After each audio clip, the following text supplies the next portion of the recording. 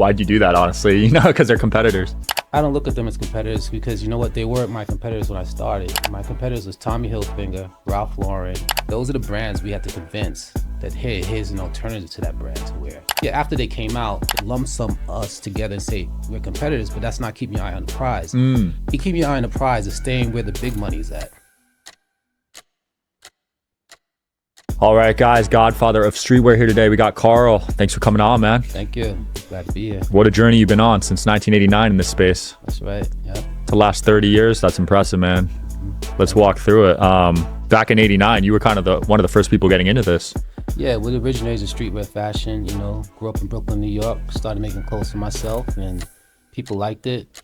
We found a market. We saw that hip-hop needed a clothing designer to represent the culture, and we were there for that. So we kind of made our stance right there. And who were your inspirations back then, or were you kind of the first one doing this? No, we were the first ones doing it. We didn't have any inspiration before us to do this, you know what I'm saying? There's nobody came before us. There's no other brand that could say they started streetwear before Karl Kani. It's just not factual, because we were trying to figure things out on our own and just hustling, taking our stuff to different stores, trying to just, you know, make it how we can and get the brand out there. That's pretty crazy. So you had the foresight to see this industry exploding then? Yeah, well, it was more or less like growing up, we didn't really find the type of clothing that we wanted to wear. Me and my friends were buying Levi's, but we're buying it 4 or 5 sizes bigger because we wanted to have more of a baggier fit. Yeah. And the waist was too big. So when I went to my father's tailor, I asked him, could he make me some jeans that bigger legs, make the waist fit? And when I wore that particular pair of pants, that's how the baggy jean for craze started. We finally found a way to make baggy jeans that fit someone. And that's how it kind of took off from there. No other designer had this type of fit in the stores at the time until we created that. Wow. So you started that baggy jean movement? 100%. Holy crap. We started that back in 89. We got my own patterns, came to LA, hooked up with different factories, and started manufacturing our own clothing, and just took off from there. Wow. Why do you think that movement took off? Because it wasn't there before. And you guys think with hip hop, a lot of kids were breakdancing, you know what I mean, a lot of movement in the clothing. So the loose fit clothing kind of went along with that. And two, fashion has a way of changing because jeans were skinny, tight back then. And as new generations come out, they wanted a different look. So we kind of appealed to that new younger generation. And hip hop was all about music and fashion and street. And they didn't really have that. So we came out with the colors, the look, the fashion, and kind of all tied in together. Wow. Yeah. That's incredible, man. And what was the next big trend you caught after that baggy movement? Well, back in 93, we connected with a company called Skechers and became partners with Skechers, which is a footwear company. We came out with a whole line of shoes and footwear. We had 15 NBA players wearing Karl Kani sneakers on the basketball court. We had Derek Fisher from the Lakers, Karl Malone, John Wallace, the #1 pick from the New York Knicks, was wearing our sneakers. So we kind of came out with that type of look. And we also came out with a boot, which was straight up competing against Timberland. But what we did was we put a metal plate on the side of our boot with a Karl Kani logo on it, which kind of identified our boot to be different than Timberland's boot. So that kind of took a life of its own. But the bigger part about it was the support we got from the hip hop community.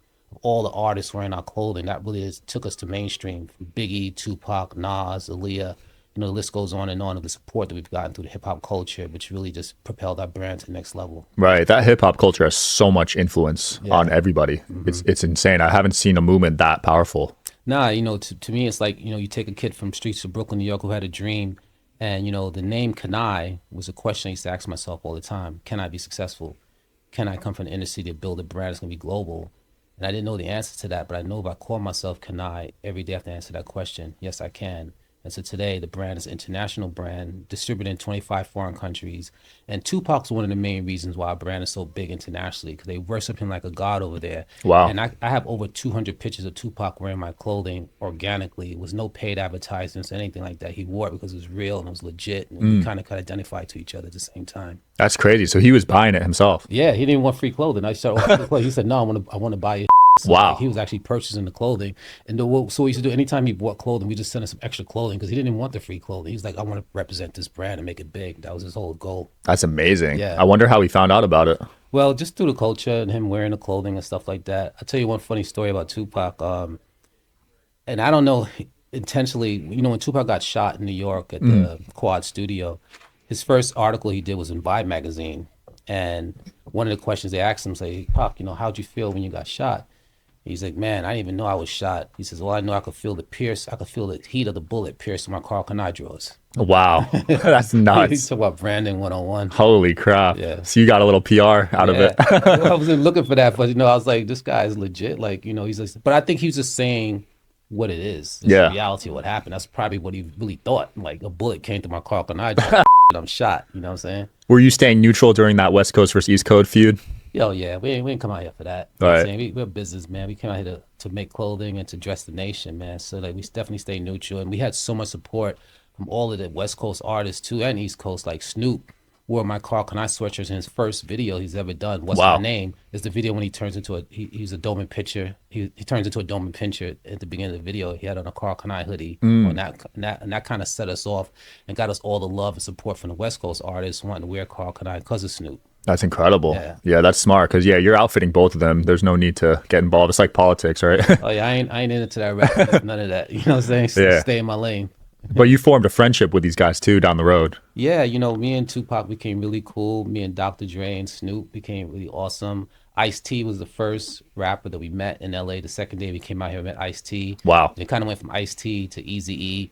And the only funny thing, one time was like when Eazy and Dr. Dre was beefing, there's one time I bumped into Eazy-E at South Coast Plaza Mall. It was right before Christmas. And we must have spent 2 hours talking. All he was doing was complaining about Dre.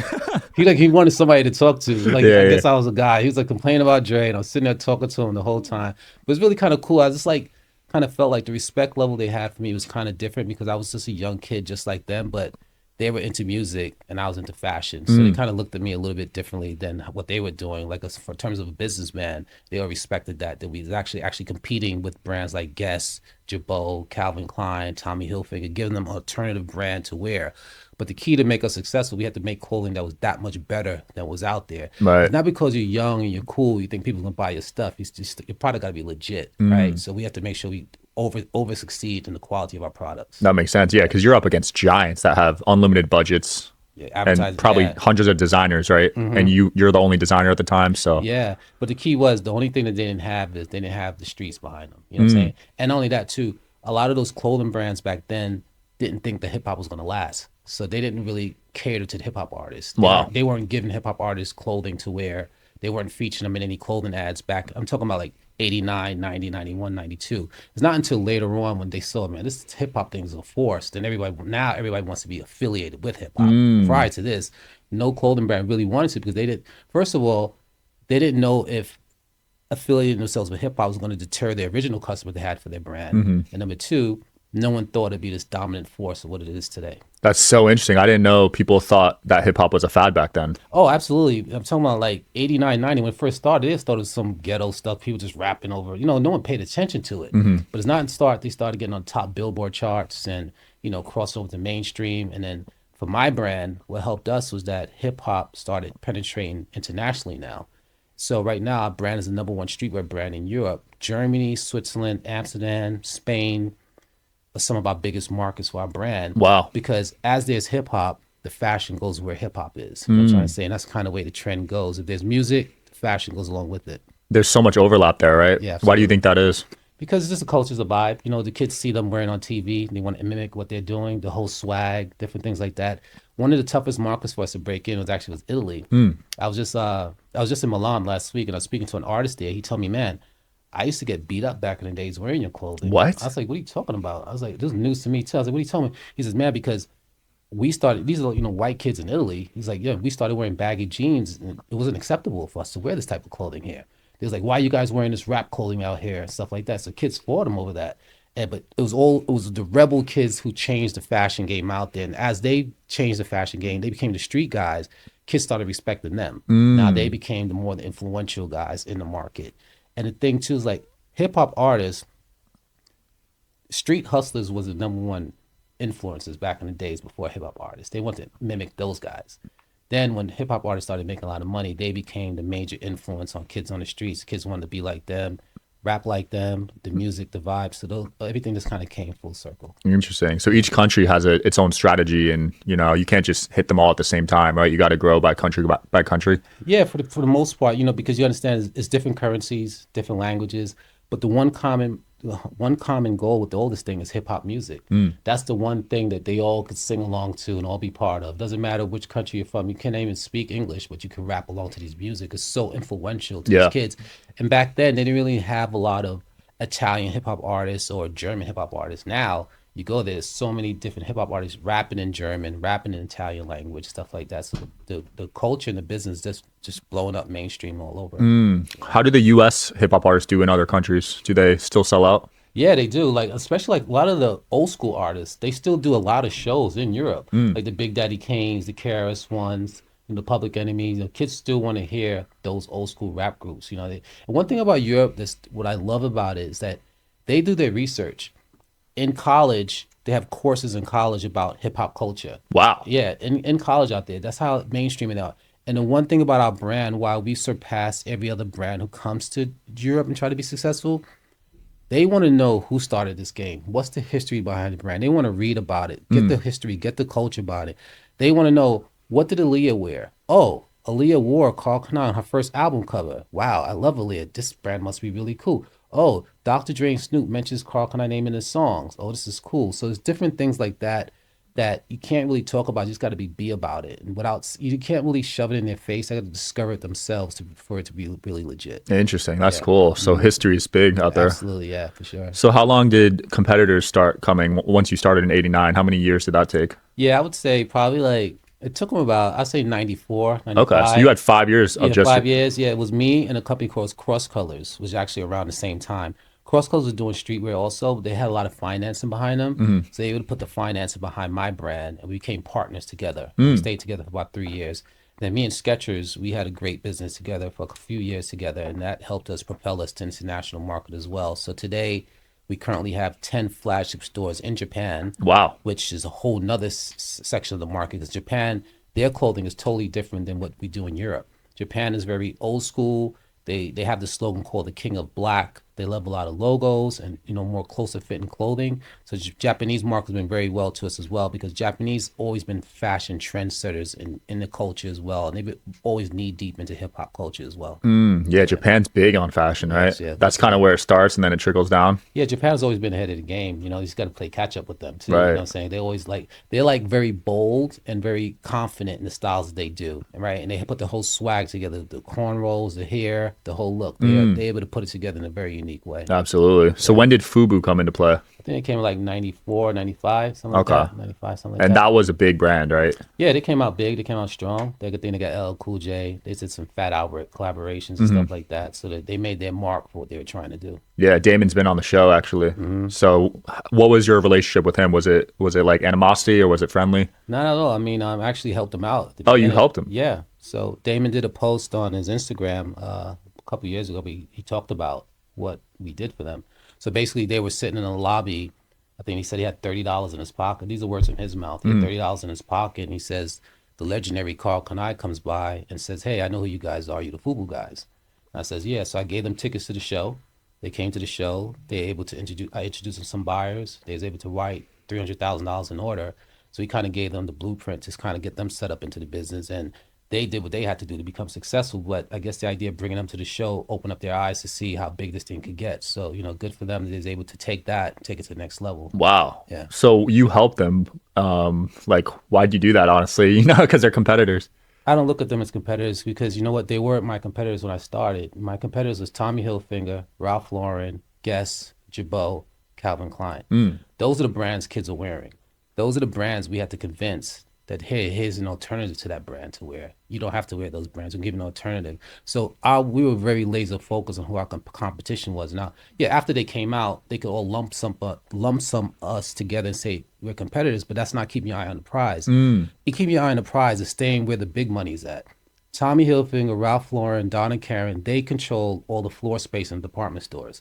And those are the big accounts that you had. So if they control the floor space, that's who you're really competing against. Right. What they did was they put all the urban brands kind of together in one little market, in one room, and say, okay, you guys, here's $100,000. You got to split the open to buy here. But meanwhile, Tommy and Ralph and them get all the big money, open to buy dollars. So when we start looking at ourselves as competition, we're not doing the right thing. Keep your eye on who's really the competition, who's really making all the money, who's really doing all the sales, who's really controlling all the floor space in the stores. Those are the brands for. Wow, I love that mindset, man, because too many people get wrapped up with their competitors. Yeah, that's nonsense. That's silly, because you can't win that way. I mean, look at those brands I mentioned to you. They're still here today. They're still around today, still doing big numbers. What happened to all the urban brands that were around in the 90s? They're all gone. They're gone, right? You feel Yeah, me? Mitchell and Ness is gone. Yeah, they're all gone. All those, Fat Farm, FUBU, Sean John, and Nietzsche, Mecca, all those brands are not here anymore, right? And why is that? Why is Tommy, Ralph, and Calvin still here? We got to stay focused on what the goals really are here. So as you started seeing those brands drop, what was the reason they were falling off, you think? The market started changing. You know what I'm saying? The market was shifting. Skinny jeans started to come out, and I think buyers wanted to change. And the other thing I realized too is that in this business, we had a great run in the United States from, 89 to like 2003. You kind of go through a couple generations. So when I say that is you kind of get a kid going to junior high school through high school. A kid would probably wear the same brand from junior high school through high school. After high school, kids they don't want to be like high school. They change their brand clothing anymore. So new generation comes in. You always got to capture a new young generation coming through, but your clothing style has to be on point to what they want at the time. If you don't change quick enough, they're gonna move on to something else. Right. So when the skinny jean craze came out, no one shifted quick enough. Skinny jeans, and what happened was when Lil Wayne started wearing skinny jeans, he was at the top of his career. He made every kid who wanted to wear skinny finally say, yes, I could wear skinny. I could be cool wearing skinny jeans. Before you were skinny, people look at you like, oh, you're just a skateboarder. You ain't cool. So Lil Wayne made it cool. So when that fashion trend came in, everyone started shifting to newer brands who came out with that look. But the key to us, why we didn't really get hurt so much then, is because we already established ourselves internationally as the OG. So we kind of could set the tone how we wanted to do things into international market. Smart, because everyone had their eggs in the U.S. Exactly. And then when the market changed, they couldn't adapt quick enough, Exactly. right? Yeah, pretty much. Yeah. Wow. So when did it go to skinny jeans? What year was that around? I think it was like 2010. 2010. Like okay. 2010, something like that. Wow. This is when Lil Wayne's the top of his height of his career, and he came out with a different vibe, and the market started shifting. And when department store says get out, they mean get out. They kick everybody out. Damn. All the brands, they stopped giving open to buy dollars, and you had to move on to something else. And back then, because there was no online shopping, you needed those stores to control your business, right? You didn't have direct to consumer access no e-commerce. back then. No e-commerce back then. So that kind of changed the game as well. So you had to find other means of really getting your brand out there. And this is a very expensive business to be successful in. So if you're not generating business and you have all these expensive marketing, advertising, and magic shows, you're not going to be able to win in this business and be profitable. Right, because you got money tied in inventory, right? Absolutely. Yeah. Tons of it. Yeah, for sure. Damn. Do you see the market shifting from retail space towards something else in the future? I definitely see online shopping is going to still be huge right now. I think pop-ups is going to be really good. Like go to certain cities, you do a pop-up over a weekend, and then you move out. And people always want what they can't get. I've noticed people with successful e-commerce sites, they do websites where it's not available every day. They may say, look, the site's only be open Monday, Tuesday, Wednesday, or Thursday, Friday, Saturday. So people kind of lined up waiting to get these products. When your product is too accessible, it becomes not as important and not as exclusive as you want it to be. Right. Yeah. How do you feel about modern hip hop now? I think it's cool. I think it's a shift. I think, everything's about change.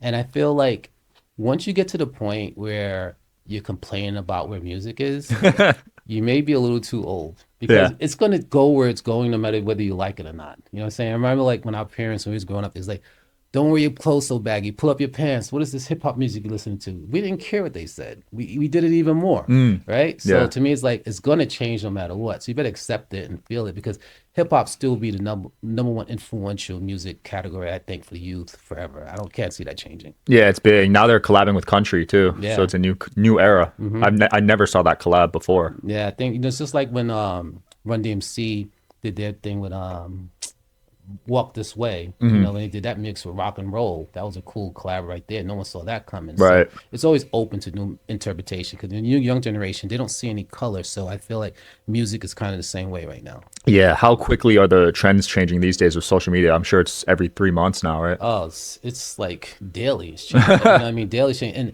kids are so unique nowadays, and they're so open to fashion right now and wearing different types of looks and merchandising things together.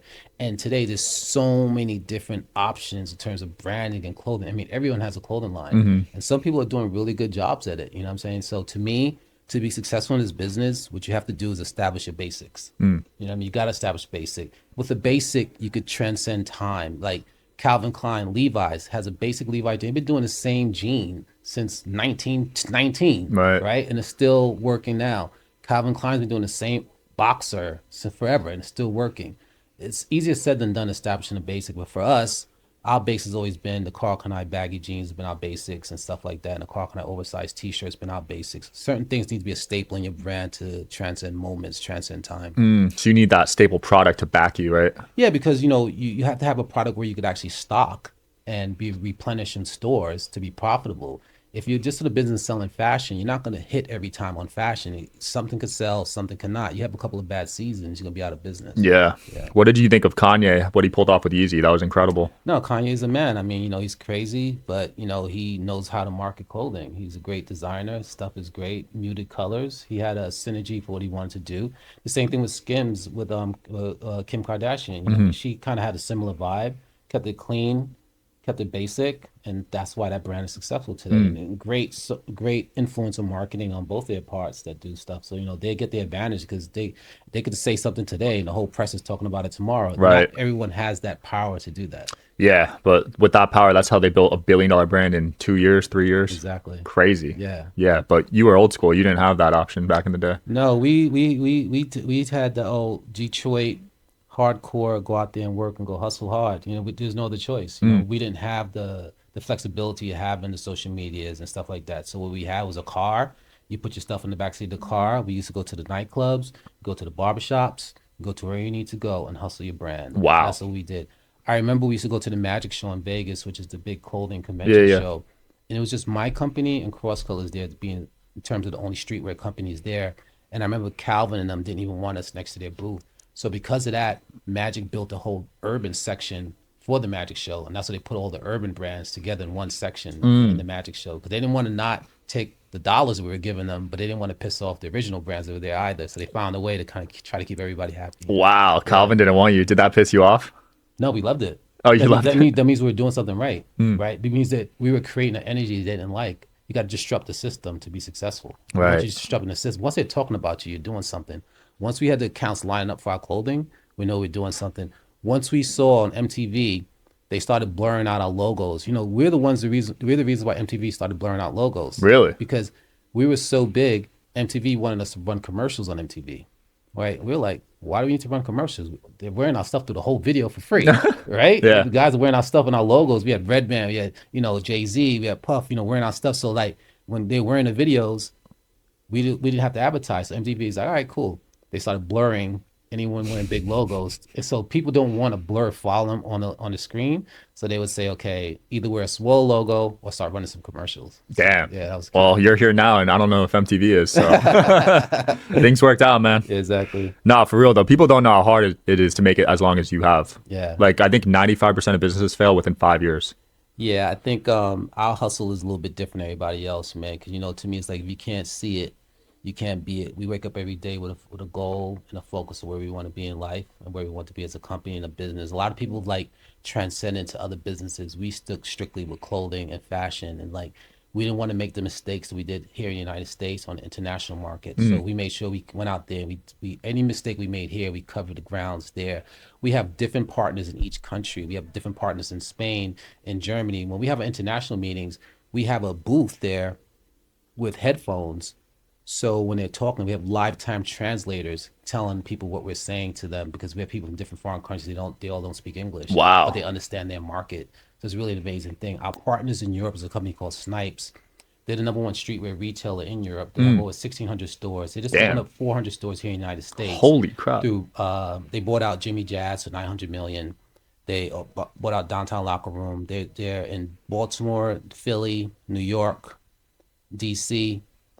And those are the partners that we have for our brand, because they understand streetwear market and they understand our brand. And the owner, his love for Tupac was really what brought us together. So that's Love why it, it man. became cool. It's crazy how he lives on to this day. Absolutely. Like it's unreal. He's legendary for sure. Yeah, he's a legend. Yeah.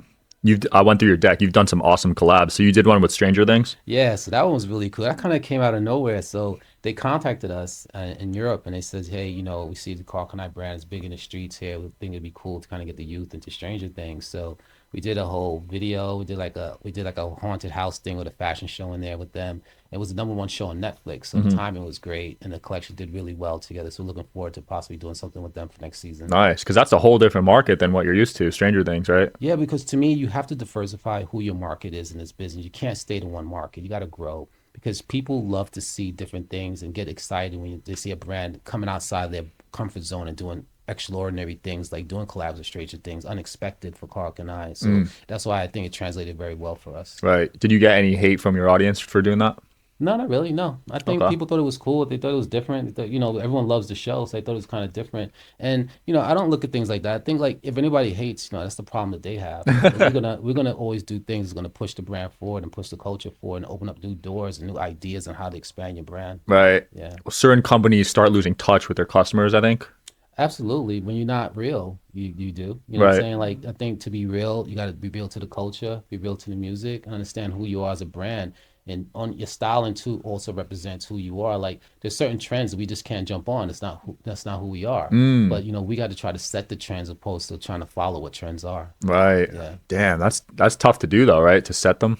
Yeah, but you know, after you've been doing this a while, you kind of find that certain things have a way of coming back around again because we've been doing it for so long. We see, okay, this is trending now. We see that baggy's in now, but we know this time baggy is not going to dominate the way it was before. Because there's some skinny's been in so long, some people don't want to give up their skinnies. Right. So you got to try to find a good balance between that and making sure that you don't go too baggy and people don't want to mess with you anymore. So it's like a fine line of how you do this. Yeah. So baggies are back right now? Baggies are back. And baggies are back. And you look at hip hop, everyone's like they're not as skinny as they were before. Yeah. Good point. Yeah, there is a trend that way. Yeah. Just everyone's getting bigger, I think. Not just people in hip hop. That's right. Dude, what's next for you? We're gonna take over the world, man. Like, you know, I tell people like if I find out there's life on Mars, we're gonna open up shop in Mars. I love that. You know what I'm saying? It's like we just want to take over and continue to build a legacy for the brand and like never give up and just keep setting the tone for what it is. Like to me, it's like with a title like the Godfather of Urban Fashion, the originator of Streetwear, you better act like it. You better act like it because you can't have a title like that and don't set the tone for where things are going. Powerful. Can't wait to see where you take it, man. We'll link the site below. Thanks so much for coming on. It was an honor. Absolutely. Thank you. Yep. Thanks for watching, guys. Check them out below. See you next time.